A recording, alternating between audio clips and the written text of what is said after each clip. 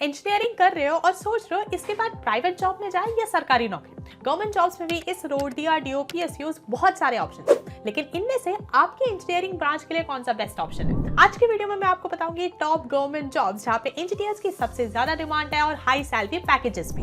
हाय guys, welcome back. मैं हूं Harita and M tech graduate and मेरा मिशन है अपने इंजीनियरिंग के एक्सपीरियंस के थ्रू आपको गाइड करना। अगर आप चैनल पर नए हो तो जल्दी से बेल आइकन दबाओ एंड चैनल को सब्सक्राइब कर लो ताकि ऐसे इन्फॉर्मेटिव वीडियोस आपके पास आगे भी आती रहे।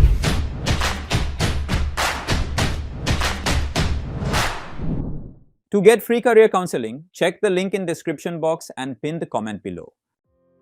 इंजीनियर्स के लिए बेस्ट ऑप्शन होता है पीएसयूज। पीएसयू यानी पब्लिक सेक्टर अंडरटेकिंग। ये ऐसी कंपनीज होती है जो देश के infrastructure, power, energy, oil, gas जैसे सेक्टर्स में काम करती हैं। इंजीनियर्स के लिए जो टॉप पीएसयूज है they include NTPC, ONGC, BHEL, GAIL, IOCL etcetera. अब बात करते हैं कि क्या है कुछ कॉमन एलिजिबिलिटी क्राइटेरिया जो इन सब के लिए सेम रहती है। तो सबसे पहले तो आपके पास एक रेलेवेंट बीटेक या बीई डिग्री होनी चाहिए with minimum 60% aggregate marks. Then आपकी जो एज है that should be between 21 to 28 years of age and last है कि आपके पास एक गेट स्कोर होना चाहिए क्योंकि ज्यादातर पीएसयूज अपना रिक्रूटमेंट गेट स्कोर के थ्रू करते हैं।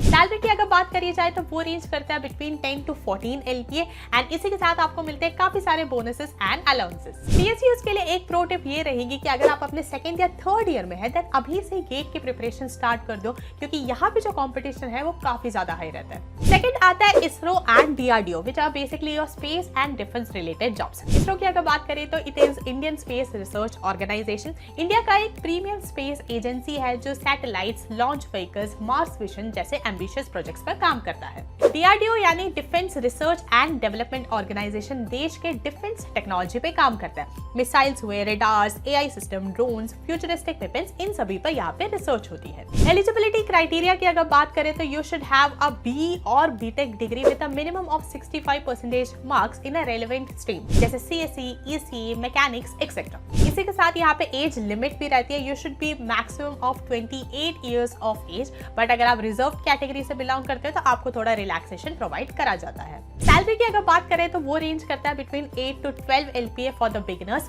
अब इन दोनों ऑर्गेनाइजेशन के जॉब से रिलेटेड एक प्रो टिप ये रहेगी कि डीआरडीओ एंड इसरो दोनों ही अपना एक सेपरेट रिक्रूटमेंट प्रोसेस कंडक्ट कराते हैं in addition to the GATE. So GATE के प्रिपरेशन के साथ ही इनकी जो ऑफिशियल वेबसाइट है उनको भी रेगुलरली जरूर चेक करते रहो। थर्ड आता है इंडियन इंजीनियरिंग सर्विसेज। आईईएस को इंजीनियर्स का यूपीएससी कहा जाता है। ये काफी ज्यादा प्रेस्टिजियस गवर्नमेंट जॉब है जहाँ पे आप डायरेक्टली क्लास 1 गेजेटेड ऑफिसर के फॉर्म में रिक्रूट होते हैं एंड इस जॉब के थ्रू आपको मिलता है मौका देश के infrastructure, power, telecom, defence in सभी के प्रोजेक्ट्स को डिजाइन एंड मेंटेन करने का मौका।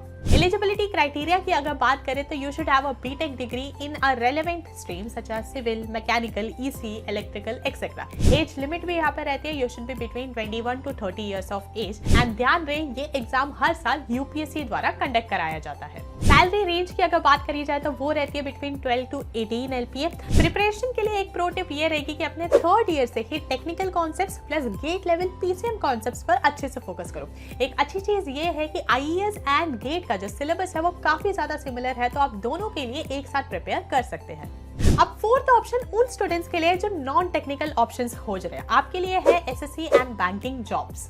अगर आप टेक्निकल फील्ड से एक ब्रेक चाहते हो और इसी के साथ ही एक गवर्नमेंट बैक्ड करियर चाहिए with good work life balance then SSC and banking jobs आपके लिए राइट है। अगर आप income tax, audit, customs, railways इन सब सेक्टर्स में जाना चाहते हो देन एसएससी सीजीएल आपके लिए राइट एग्जाम है। अगर आप फाइनेंस सेक्टर में फोकस करना चाहते हो then RBI grade B exam आपके लिए राइट ऑप्शन है। इसी के साथ अगर आप पब्लिक सेक्टर बैंक्स में ऑफिसर लेवल पोजीशंस टारगेट कर रहे हो देन उस केस में आईबीपीएस पीओ या फिर एसबीआई पीओ आपके लिए राइट एग्जाम है। एलिजिबिलिटी क्राइटेरिया की अगर बात करें तो यहाँ पे कोई भी स्पेसिफिक टेक रिक्वायरमेंट नहीं है। अगर आपके पास एक वैलिड बीटेक डिग्री है देन वो आप यहाँ पे यूटिलाइज कर सकते हैं। सैलरी की अगर बात करी जाए तो वो रेंज करती है बिटवीन 6 to 12 LPA। अब एक बार फाइनली डिस्कस करते हैं 3 मेजर रीजंस आपको ये क्यों कंसिडर करना चाहिए। सबसे पहले तो यहाँ पे गेट या पीएसयू जितना कंपटीशन नहीं मिलेगा आपको। सेकंड रीजन रहता है कि यहाँ पे जो प्रमोशंस है वो काफी ज्यादा अर्ली आपको मिल जाते हैं एंड आपका जो करियर ग्रोथ है वो काफी ज्यादा क्लियर होता है। थर्ड है कि यहाँ पे एक अच्छा खासा आपको जॉब सिक्योरिटी मिल जाता है एंड इसी के साथ ही वर्क लाइफ बैलेंस भी आपका काफी ज्यादा सही होता है। तो गाइस ये थे टॉप गवर्नमेंट जॉब्स जो आप टारगेट कर सकते हो अगर आप इंजीनियरिंग कर रहे हो। वीडियो अगर यूजफुल लगी हो तो लाइक एंड शेयर करो। कोई भी डाउट या टॉपिक सजेशन है तो उसे कमेंट बॉक्स में जरूर ड्रॉप करो। चैनल को अभी तक सब्सक्राइब नहीं करा है तो जल्दी से बेल आइकन दबाओ, चैनल को सब्सक्राइब कर लो। मिलते हैं नेक्स्ट वीडियो में, तब तक stay safe, stay healthy and keep hustling.